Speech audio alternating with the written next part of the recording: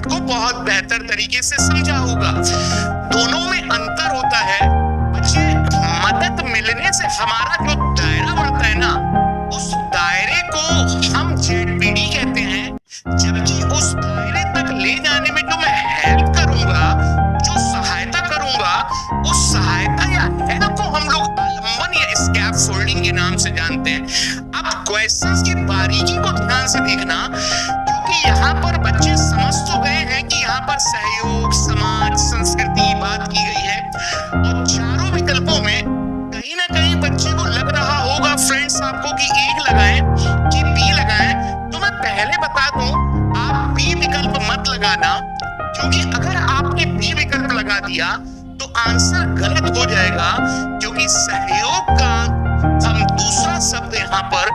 Scaffolding लिखते हैं, और स्कैफोल्डिंग को ही फ्रेंड्स हम यहाँ पर आलम्बन के नाम से, या हम बाड़ के नाम से, या इसे हम मचान के नाम से, और इसका अंतिम सबसे महत्वपूर्ण नाम अल्पकालीन सहायता के नाम से जानते हैं। और बच्चों को लग रहा होगा कि सर यहाँ पर बी आंसर क्यों नहीं है? बी आंसर इसलिए नहीं है क्योंकि इसका सही आंसर, पहले तो आप ए लगाइए और आप ध्यान से देखिएगा, जब वयस्क सहयोग यानी कि मदद से सामंजस्य कर लेते हैं, तो वे बच्चे के वर्तमान स्तर यानी कि लेवल के प्रदर्शन, यानी कि उनका जो लेवल है, जो दायरा है, उसको संभावित क्षमता के स्तर पे, यानी कि बच्चों की जो संभावित क्षमता स्तर है,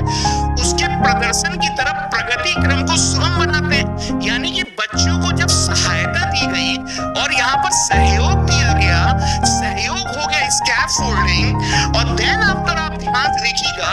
आप उसकी क्षमता के स्तर को आगे की ओर लेकर जा रहे हो, यानी कि आप उसका दायरा बढ़ा रहे हो, और दायरा बढ़ाने के लिए आपका जेडपीडी आता है, जिसको हम निकटस्थ या समीपस्थ विकास के नाम से जानते हैं, और यही आपका कहलाता है जोन ऑफ प्रॉक्सिमल डेवलपमेंट, या निकटस्थ समीपस्थ विकास का क्षेत्र। जब बालक के दायरे को थोड़ी और दूरी पर विस्तारित किया जाता है, उस थोड़ी दूरी वाले विस्तारित क्षेत्र को हम जेडपीडी कहते हैं। और ये दायरा बच्चे का तब बढ़ता है जब बच्चे किसी व्यक्ति से सहयोग या आलम्बन लेते हैं। आलम्बन यानी कि स्कैफोल्डिंग। अब यहाँ पे